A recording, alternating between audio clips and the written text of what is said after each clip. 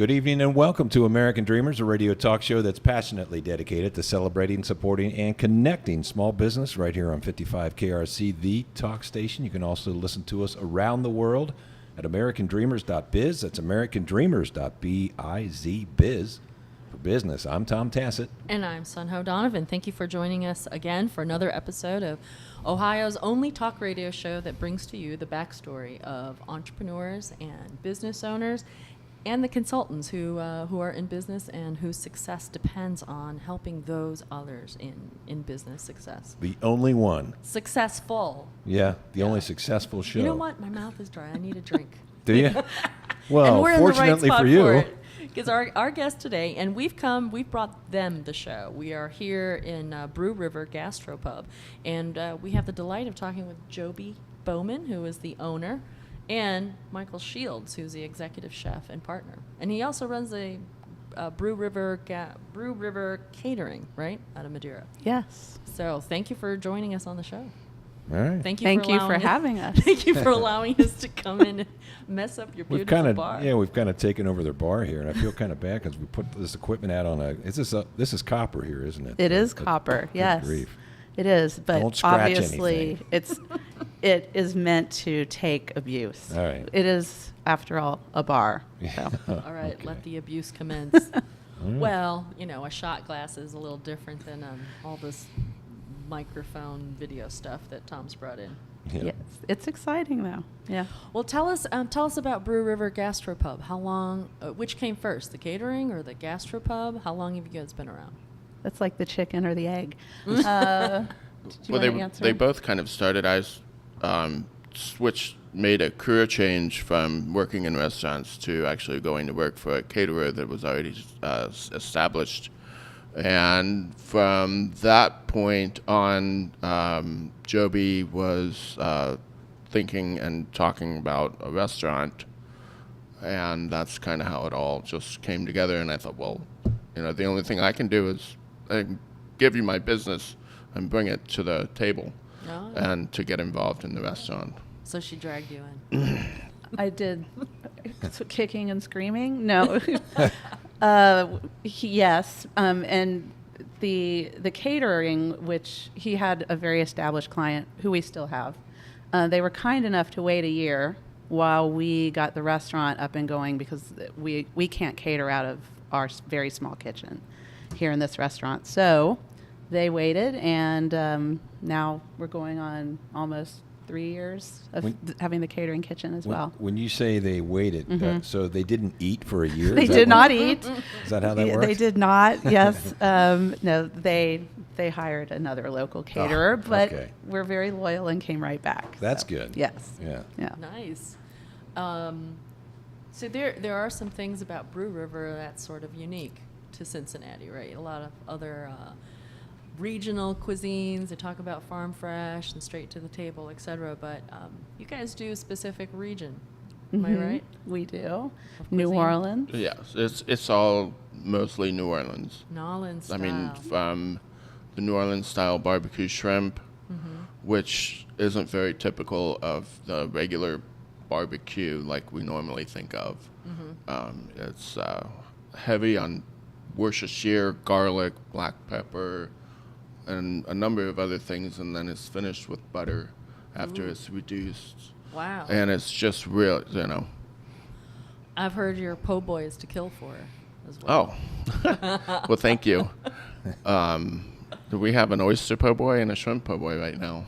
Really? So yeah, for sure. Yeah, oyster's my favorite. Oyster is my favorite too. Yeah. Pretty much any oyster.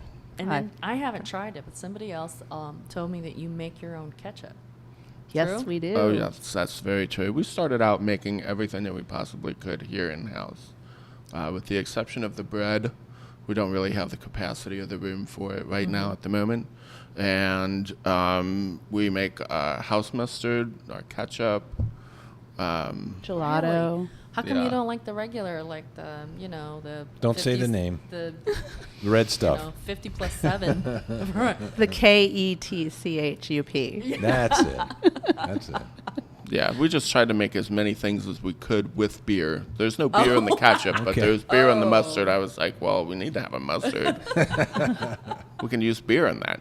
Yeah. And now the ketchup has become, its reputation has preceded itself. We have Really? people asking for us to sell it. And I believe we are going to do that in-house if somebody somebody asks for it. We are going to have jars here, and we will actually fill the jar and sell it on premises. A very large but made from scratch kitchen that we all know nationally. And Michael worked for them for several years. They actually do that in-house with all their dressings, all of their, and so we decided rather than doing the bottling it outside and having a whole nother business to run, that we will do that for our guests here. So Cool. yeah, so anyone who's had our ketchup, come on in. I'm not a big catsup connoisseur. Not my favorite. Something about the tomatoes in there. I don't like tomatoes, which I know that's probably, I shouldn't say that here, but I have heard that about the ketchup. It's really good. But people actually come to the restaurant for the ketchup. We've heard that, yes. Now, wait, what's the I difference find that between- odd, but Yeah, I do too. we have heard people say that. No kidding. Well, there's weirdos everywhere, right? Yeah, we call them weirdos. Yeah. So what is the difference, though, between ketchup and catsup?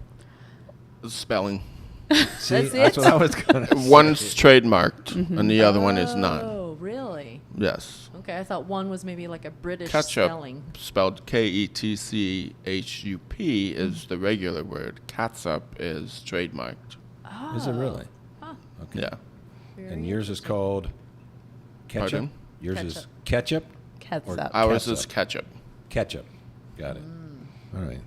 So that you don't infringe on the trademarks, right? I'm like, I think it's the exact She opposite. thinks it's the opposite, which it We're very gonna well look it could up be during the break. because Yeah. We're because gonna there's look. people That's just asking how We're it for gonna goes. gathering. that one can be removed. It is ketchup, and it says ketchup on our menu, and ketchup is You know what? I think you're right. the one that 'Cause is the Heinz ketchup because is that's on their trademarked. label. Now, Right. see, now I have to give Michael, he's a chef. He knows way more food history than I do.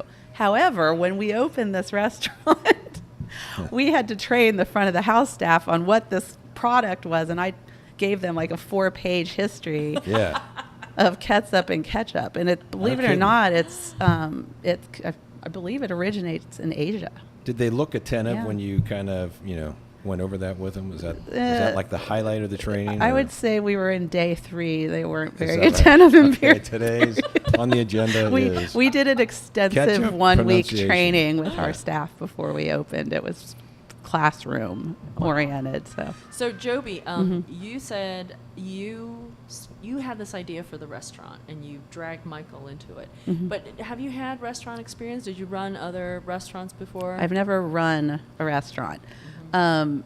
We are surrounded by a restaurant experience. Michael worked straight out of culinary school here at Midwest. Mm-hmm. He was hired by Emeril Lagasse, and we moved to New Orleans. I worked in the front of the house there. The reason I was hired was because I started working when I was a freshman in college at Grand Finale here in Cincinnati, and I worked there all through college. I stayed there for years after college while I was, working my regular job, and then was lucky enough to get to be a front of the house server at NOLA, which was really exciting as they. I'm sort of the team leader in that position. I got to stay in the station and be the salesperson, et cetera. So. Yeah, very nice. Very nice. Cool. So when we come back, I want to ask you what it was like working for Mr. Lagasse. Absolutely. Absolutely, you worked for him. No, I'd like to hear about it now, actually. Oh. How was that? It was something I wouldn't trade for the world, really. It was a great experience. Having all that passion just coming from one person, and it was very, very contagious, very, very friendly. He's nothing like his TV persona, the BAM and all that stuff. Really? That actually came from the front of the house. Is that- And it was adopted for the show, and, of course, everybody loved it. But, I mean, I would recommend it to anybody that was young and really wanted to get their feet wet really fast. So he hired you right out of Midwest Culinary? Well, Absolutely. Was there something about you? Do you have like a New I Orleans should background? tell- Like I a should tell this cook or story. something? I think Why don't we hold that? That sounds like a cliffhanger right there. Okay. like that, yes. We're going to go to a break. We're broadcasting sort of live from Brew River Restaurant and catering. This is fun, isn't it? It's a gastropub. Yeah, Tom. The catering Come is in on. Madeira. We're going to go to a break. We're broadcasting sort of live from Brew River Gastropub. I picked up the wrong business card. That's what happened right there. We'll be right back. You're listening to American Dreamers on 55 KRC, the talk station.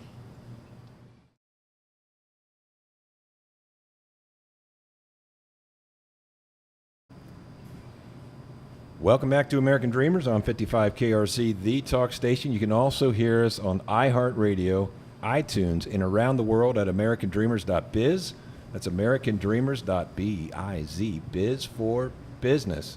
And if you like what we sound like, but you want to see what we look like, go to our website, because this one, we're videotaping this one, That's right. right? That's right. So now you can see how wonderful we look, as well as sound. I'm Tom Tassett, by the way. And I'm Sunho Donovan, and we are joining Joby Bowman and Michael Shields at their bar, Brew River Gastropub. And it is gastropub, not catering. Here. I know. That's what Okay, I've been yeah. told. Yeah, with a sharp backhand across my head. No, that's hard. That was a gentle tap. Okay. But we do want to take a quick moment out here to thank some of our sponsors. They do help us in order for us to bring you great backstories of entrepreneurs like this. We want to thank Strategic HR Incorporated. Yeah. They are everything HR. They are your on-site or off-site partners in human resources, and they'll do everything for you. They can work partially or customize an entire program. They will do everything from help write the correct job description so that you can find the right employee from step one. They do employee handbooks. They do all the compliance, the legal issues, and very importantly, they help handle and structure the departure end of having an employee. So, strategicHRinc.com. All right, and I'd like to thank the new IT partner at my business, which is LAN-RM. So we brought them in to handle our networking, but they also helped us put us on the cloud, which is not what you would think. It's not that fluffy thing up there. It's actually computer networking done off-site. So we're on the cloud, and we pay one monthly fee, and they take care of everything, the inside infrastructure, the cloud services, and then backup. They have a program called Total Backup, backs their systems up every 15 minutes. That is LANRM.com. Check it out. All right, back to our guests, Joby and Michael. So before the break, we were talking about Michael, you working with Emerald, like right out of school. So did you have a New Orleans background or a Portuguese I mean, he comes from New England, right? So what caused him to hire you? No. Best in class? It's funny. Joby and I went there for a honeymoon, and we ate at most every restaurant that we could make it our way into. And Emerald's was the one that stood out to us, and I said, I want to work here. He did. He really did. And from there, I got a tour of the restaurant with Emerald, and then he turned me over to his assistant at the time. And long story short, we didn't have the internet back then. We had to write letters. So we became pen pals. This is true. No kidding. We did. And as soon as I was about to graduate, I sent them another letter. I called them, told them we were going to come down and find a place to live. But I wanted to secure a position first. So then I literally was, okay, you're done. You're working here, and we moved down, and it's been great ever since. Wow, that was the best. Those postage stamps were probably the best investment you made. Yeah. Absolutely. Yeah. Absolutely. Michael's also forgetting about the cooking class so Emerald's first cookbook came out. Emerald's New Orleans Cooking. Uh-huh. And I found out after the fact that he was going to be doing a class here, called and found out it had been booked for months. Oh, ever here since- in Cincinnati. Mhm. Okay. It was Really? at Lazarus Cooking School, which of course Oh, doesn't yeah. exist anymore. Yeah. So I called and told them the story that he was going to, he was a first year culinary student that he had already decided that Emerald was the chef that he was going to work for, and could they squeeze one more person in? And they didn't just squeeze one more person in, they squeezed me in too. I got to go as well. And so there is a class full of women and Michael. Oh, He was the only man. that wasn't too tough, I bet. We were Nope. right smack in the front, and he and Emerald really, I think their rapport started then, and he promised him an interview second year of culinary school and followed through. No and kidding. Cool. remembered his name and who he was. We showed up unannounced at Emerald's, and he was still cooking then, because he doesn't cook very much anymore. He's out and about. And we showed up and went to eat at the food bar because we had no reservations. And Emerald immediately recognized Michael and came up and said, "Mike, and then did you get your interview?" And Wow. so he's a really good person. Neat. Followed through on a commitment to a young man that he really. Yeah. So you picked him, right, Yep. Mike? You picked him. You Yeah. picked Emerald. Mhm. What was it about the food that you had at his restaurant that made you say, "That's the guy I want to work for"? Well, at the time, it was very dynamic and forward-moving, fast-forward thinking, just different, more and using, one of the first places to really use ingredients indigenous to the area. Really focused a lot on local produce, local farms, things of that nature. And plus, Cool. it was a Gulf city, so there was tons of seafood. There was a bottomless pit of seafood. I mean, it was So to speak. everywhere. And I It think was an ocean of seafood. Yeah. I think people forget also, because of his TV persona, what an amazing chef he was. I mean, I think he lost a little bit of that, because he really did try to open up the world of cooking to the average person and to men and Yeah. kids. Like Yeah. that was his goal, and he did that. But he graduated from the top of his class from Johnson and Wales, which is most people consider even better than CIA for cooking. He was the head chef at Commander's Palace, which many, many, many, many years has been voted the best restaurant in the entire country. Wow. For 11 years. So he was just an incredible chef, and everything he touched, turned to gold. So it was hard not to be blown away by the restaurant. And it was the first place that really opened in the Warehouse District in New Orleans. Okay. Now it's a very thriving neighborhood, but he saw something in it and opened this really cool space, like a big loft kind of space that other people weren't doing yet. So. Yeah. So is that where the Nolans inspiration comes from, Michael? Is from From that, your working- experience yeah. working with him? Yes, Yeah, I neat. really, really fell in love with the food there, fell in love with the techniques, the way we handled food, and the things that we looked for. I mean, that was one of the great things about it.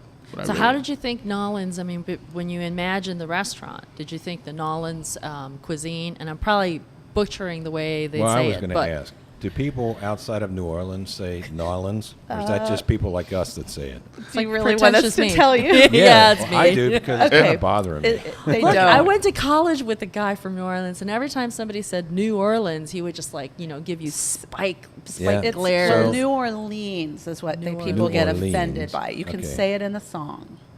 So Oh. in a song to rhyme, To rhyme only. you may say it.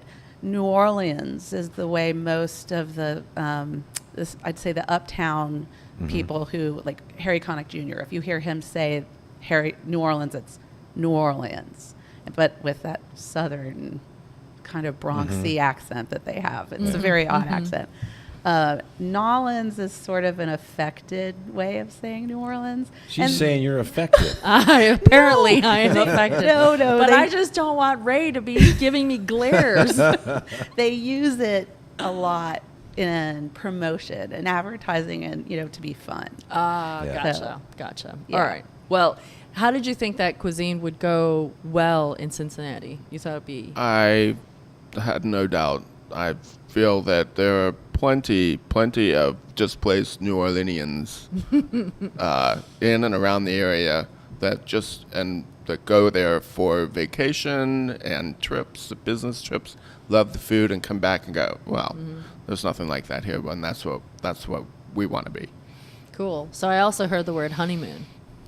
You guys were married at one point? We Yep. were.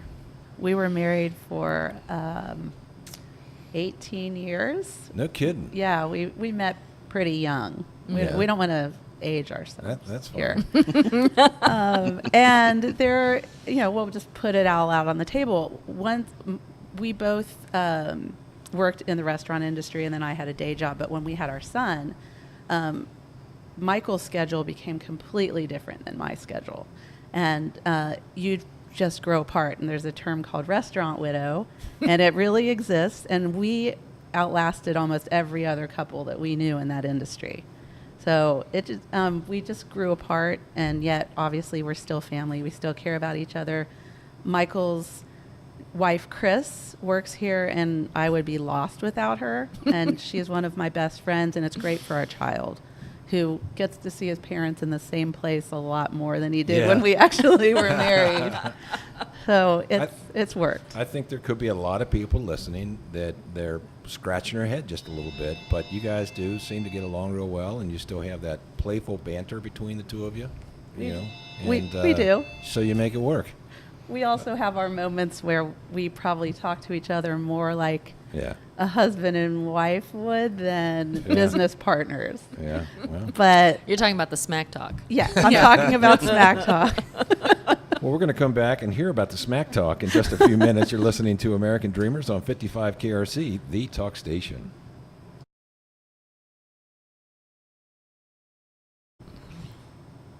Welcome back to American Dreamers on 55 KRC, the talk station. You can also hear us around the world at americandreamers.biz. That's americandreamers.biz.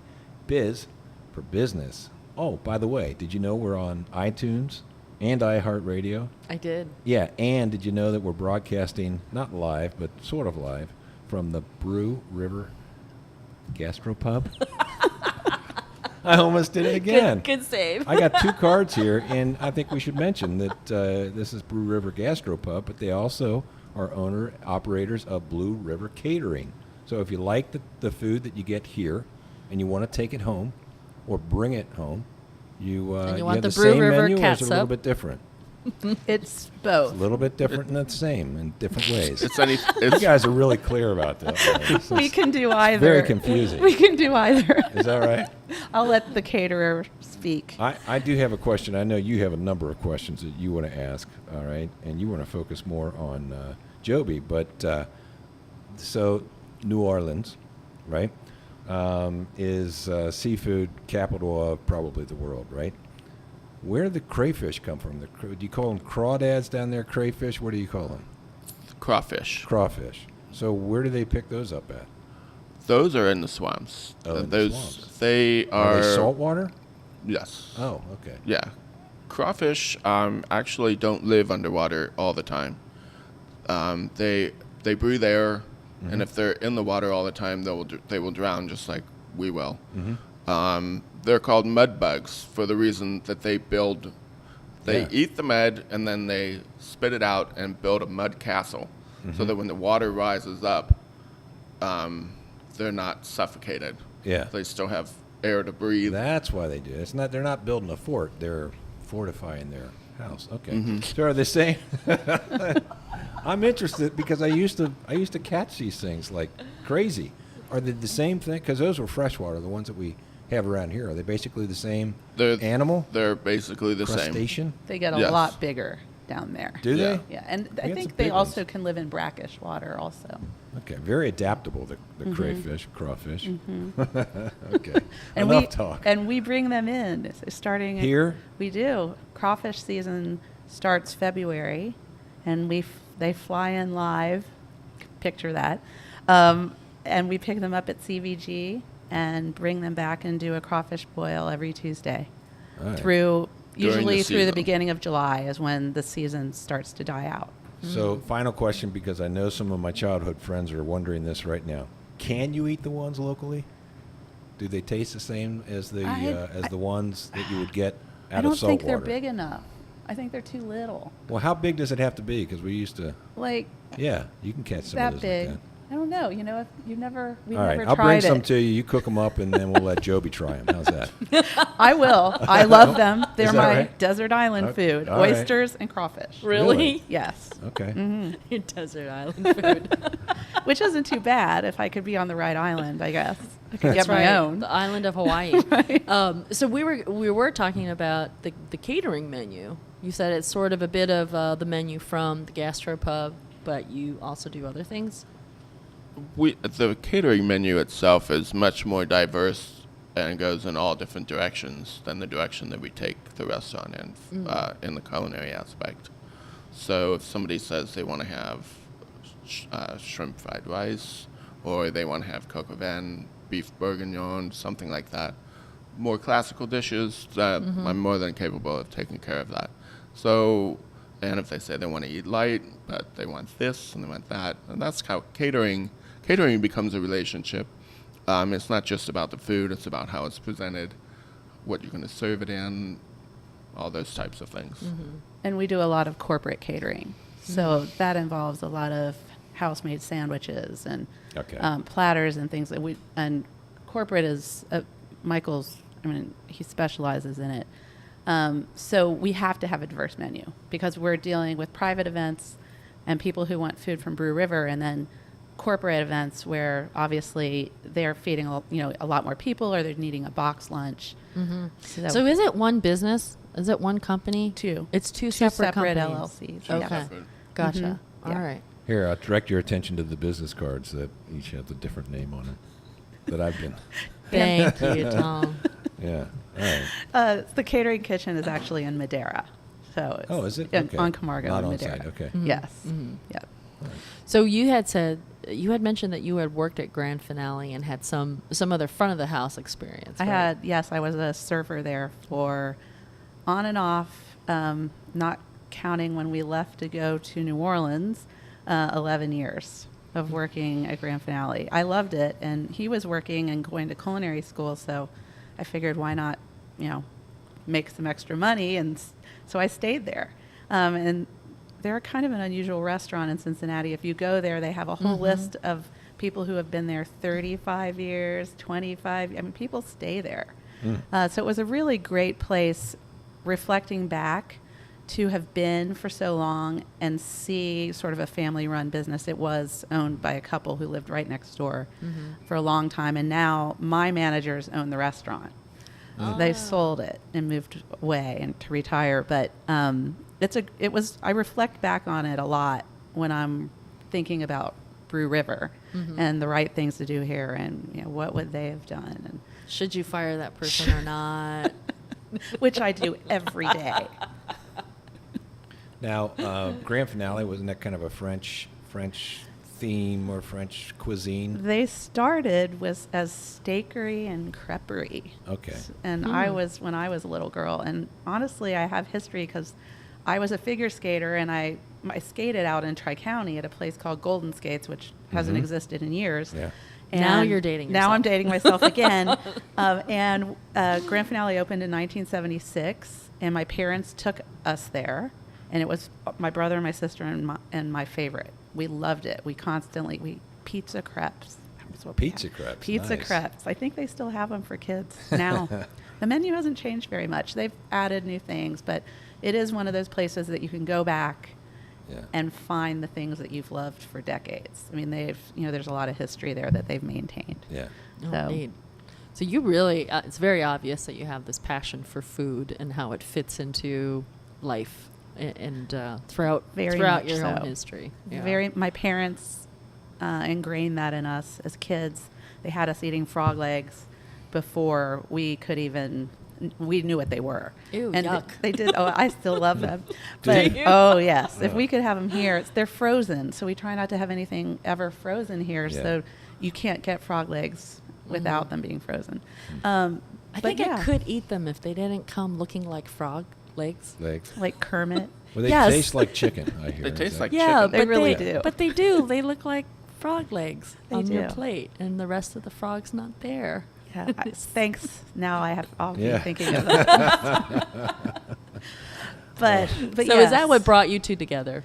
Was it you guys had this you know? this food hobby, food love?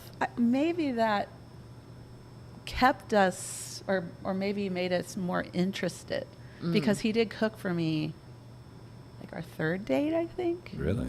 Yeah, he wasn't in culinary school when I met him. He busted out the main move real quick. He was didn't his grandmother taught him how to cook when he was Oh, okay. little, 9. Well, my grandmother taught me how to bake. My mom taught me how to cook. When my mother, I'm a child from the 80s, so both my parents eventually had to go and have a job to support us. And at that time, when I would come home from school, I would get dinner ready. Oh, And I was, fourth. This started when I was second, third, fourth grade. Wow. I can remember having an accident. I spilled baking grease on the floor. Ooh. It was pretty funny, but so yeah, that's how it all started. I would come home and get everything ready, and actually have it cooked by the time everybody got home. wow. No, nice. That's a nice kid there. So, well, let's talk a little bit about. Do we have time Yeah, a to little get bit. into it? Sure. This segment? So, what I see a lot in some of the menus is the local beers, the beer aspect. And you had mentioned, Michael, earlier that beer ought to be an ingredient in everything. Is that right? Almost everything. Well, we're a gastropub, which Yeah. we've mentioned several times since we've been talking, and there's essentially an equation to being a true gastropub, which we stand behind fully. That we really do stick to that definition, and one of the main points is being craft beer oriented and driven, and we don't carry any nationally branded beer. We have 23 tap handles that are all craft, half of them local. And then the thing that we do differently is that we cook with it. So we made it we always say it's not just a libation, but part of our ingredients. And all of our desserts, if I'm not mistaken right now, have beer in the recipe. Every one that's on the menu right now. Really? There's only a few things on the menu that don't. What about the pickles? Pickles? Do the pickles have beer in it? No pickles. No beer in the pickles, ma'am. That's too bad. That's just crazy. Can you put a talk pickle now. in the beer? That you could do. All right. Well, that's where our topic will be when we come back: pickles and beer, right? Sounds And, good to me. You're listening to American Dreamers on 55 KRC, the talk station. Okay, good. Let's see. Welcome back to American Dreamers on 55 KRC, the talk station. You can also hear us on iHeartRadio, iTunes, and around the world at americandreamers.biz. That's americandreamers.biz for business. I'm Tom Tassett. And I'm Sunho Donovan. And if you're traveling to Bangladesh and you may not have a radio station that can tune in, no problem. Go to a local Wi-Fi, a Wi-Fi cafe, anywhere in Bangladesh. You can find those on every other street corner. And you can listen to us on iHeartRadio streaming. Is that right? Yeah. Live? and Same as time. it happens? Sunday at 9 p.m. Really? Yes. What Next time you're in is it Bangladesh. there? Yeah, okay. I don't know. We'll figure that out. Somebody find that out and email us. And let I us can't know. figure that out. Okay. Anyways, we are in the Brew River Gastropub. Beautiful pub. And I got to say, Jody Bowman and Michael Shields, it looks like a piece of history. It looks like, the lighting, the bar, the beautiful bar that you have, the copper bar top looks like it might be a new piece, but everything else looks like it came with the building. That was Is that true? Yes, and that is the biggest compliment you could give me. That is exactly what we tried to do. The building the footprint's 130 years old, Oh, no kidding. but it was pretty much just what I said, a footprint. They gutted the entire building and rebuilt it brand new. So when we took it over, it was very contemporary. And we wanted to bring that, the two river towns together, New Orleans and Cincinnati, and bring that period back in. So everything you see, a good portion of it we found in Philly, architectural antiques in Philadelphia. Huh. And he happened to be a British beer sign collector, which was a nice little perk when we got there looking for a bar. And then the rest we built, and when we spent 6 months doing this ourselves. No kidding. Oh my gosh. Yes. Probably in retrospect, we would not advise that the. It's a good thing you were already divorced. Yes, Because you can't do right, that twice. Right. So we spent there's a lot of our blood, sweat, and tears in the interior of the restaurant. Well, you wouldn't be able to tell because it looks like a beautiful old building you found, and it's like I'm like, wow, how did that bar survive all these years? But you brought it in. We brought in the middle piece, which is an Italian carved piece, and then designed and built the rest of it to look as if it all. You're kidding. So the two end pieces are Brand new. reproductions? Yep. Oh, And wow. different pieces we pulled from different places. The iron that you see there are replicas of the Pentalba balconies in Jackson Square in New Orleans. So there's, brought some of that New Wow. Orleans in. And then we had a lot of my father's friends gave us things also like the sconces behind us and a lot of I our love second those. floor Cincinnati history. The second floor of our restaurant is all Cincinnati history. They gave us a lot of that as well. So we were very fortunate to know people that had some really cool things. And that we're generous with them. And we're very generous. Yeah. Yes. So in the second floor of the Gastropub, you have a lot of seating. So do you have stuff coming up for New Year's Eve? You take people coming, big parties? We do. We have, so Michael has done, this will be year number 4, a pre-fee dinner. We do take reservations for this as we are not serving our regular menu, and we will have live music. Todd Hepburn, who has played every New Year's Eve, will be here, but we have an addition, which is 2 members of the band Lanyap, which is, and they play here on Thursdays, by the way. 2 members, Chico and Yvonne, will be playing with Todd. So it's going to be very New Orleans influence with a little Cajun and a little gypsy jazz and a little, they throw neat. all that in. Oh, Yeah. cool. But we're super excited to have them as the music that night. So do you still have spaces available? We still have spaces available, so we recommend calling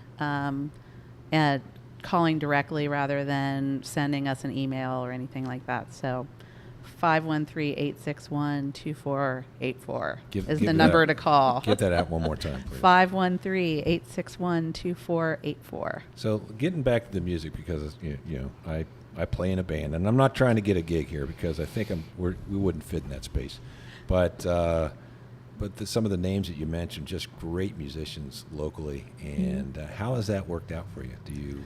Has it been a positive thing for you having live music? It has been a very positive thing, Yeah. and I think we are just now starting to get a reputation based on the fact that that we're hosting these bands here. Yeah. It has been a challenge as well because you can see acoustically, Yeah. it's a little rough here, and we have sprinklers because we're in a residential zone, so we can't really put anything on the ceiling. Yeah. But it's funny, the musicians have all really adapted well. I think our guests have adapted. It works with what we do here. I mean, New Orleans is about food and music. And I think, Cincinnatians also relate to that too. I don't think people really give us credit for being, the foodies that we are. And, we could go way back into the history of the Masonette and, the Gourmet Room and all of those 5-star restaurants. But, and then music as well. I mean, there's so many really great musicians in the city, and I'm excited to be able to A, discover them, for my own personal reasons, but B, bring them here so that our guests can too. We have, I just got the pleasure of going to see Dan Radank at Urban Artifact, which is a local brewery here, for Frank Sinatra's 100th birthday.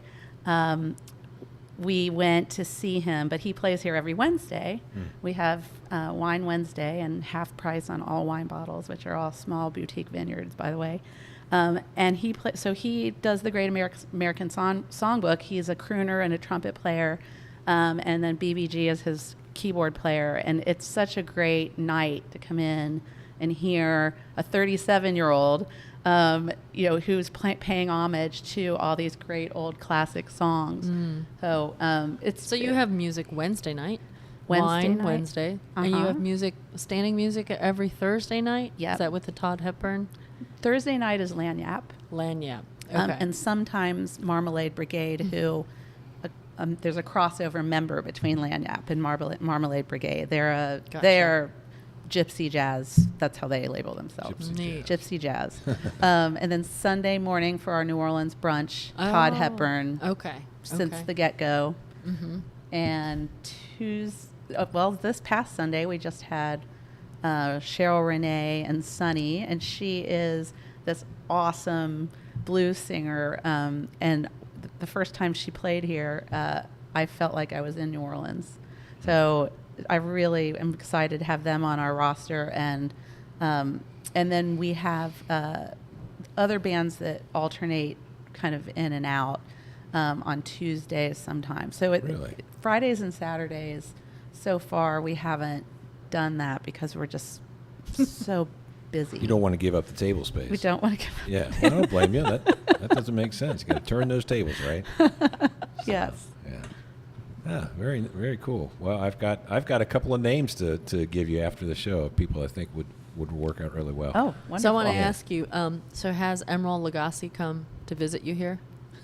I'm No. sorry. No. Has Emerald Lagasse come to visit you here and check out your kitchen? He has not. You He has haven't not. invited him yet? We haven't invited him. No, I guess we just assumed he's way too busy, and I bet he would come.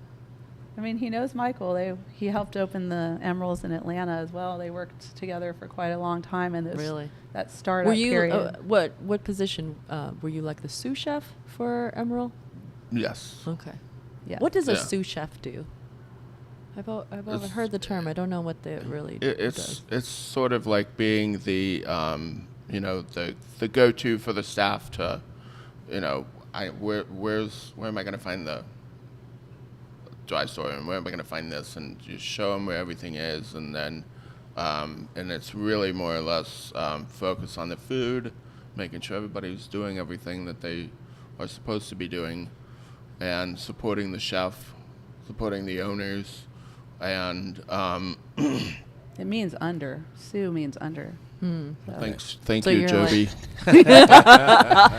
Not to demean the position. It's like It the sounded important it's- until she said that. And now, it is the second most important position in a restaurant. Yeah, I mean, it it's sounds like- it's a supporting cast as Yeah. But it opposed to sounds being like you're the the lead boss, actor. the boss under the big boss.